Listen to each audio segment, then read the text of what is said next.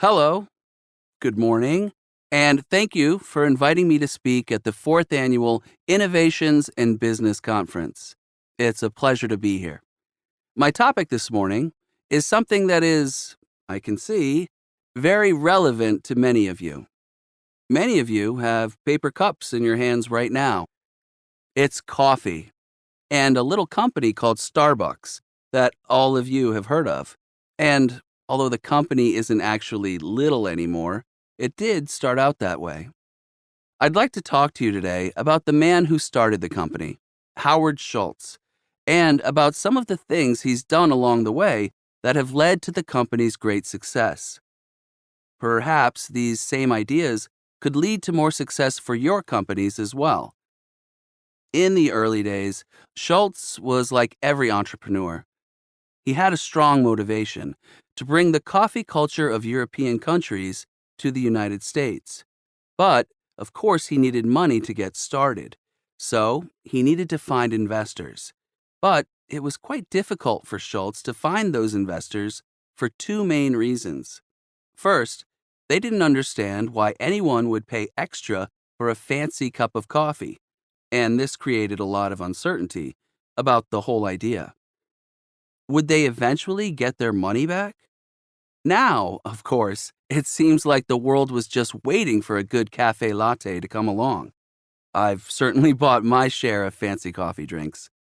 Okay, the other reason for the uncertainty among possible investors was the fact that Schultz kept talking about using his company to do good things. That was unusual since the main focus of most businesses is making money. If you ask me, focusing only on making money is a great way to make a business fail. But I suppose a lot of people would disagree with me on that. So, what is Starbucks' model for success? To begin with, valuing employees is an essential part of the Starbucks business model. And it's an idea that many businesses could learn from, I think. In fact, I really shouldn't use the term employees to refer to the people who work at Starbucks, since they're actually called partners.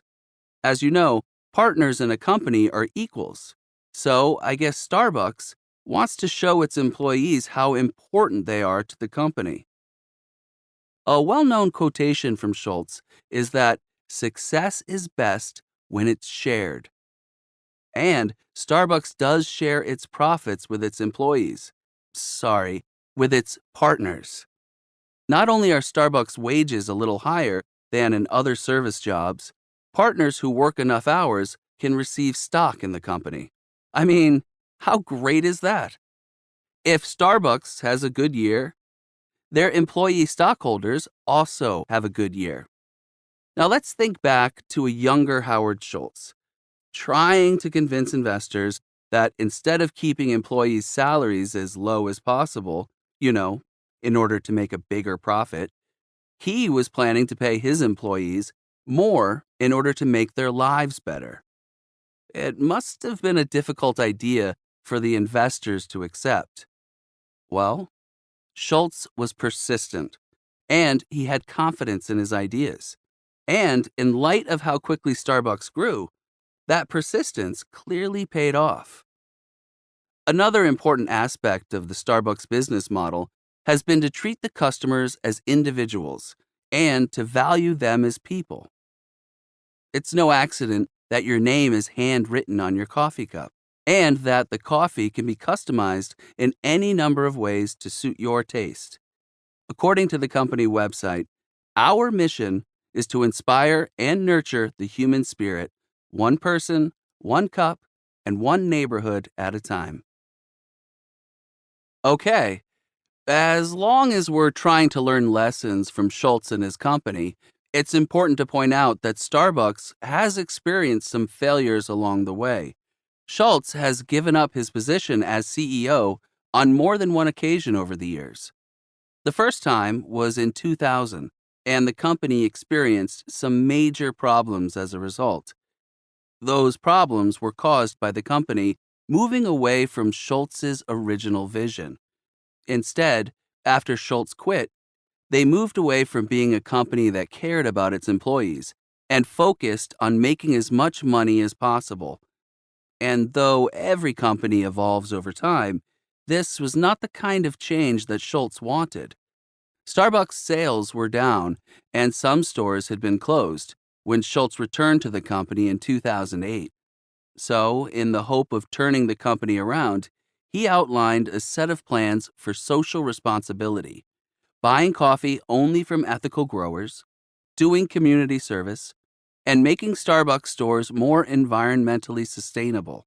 And although he quit the job of CEO again more recently, he stayed on with the company in a new position.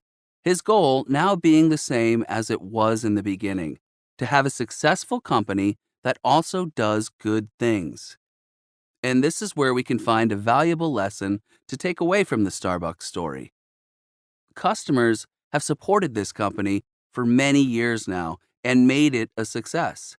And that's at least partly because customers are willing to spend a little more to buy products from a business that has strong values and that acts responsibly. They want to feel good about the companies they buy from. And any company that wants to be successful needs to keep this in mind. Thanks. And we do have a few minutes for questions.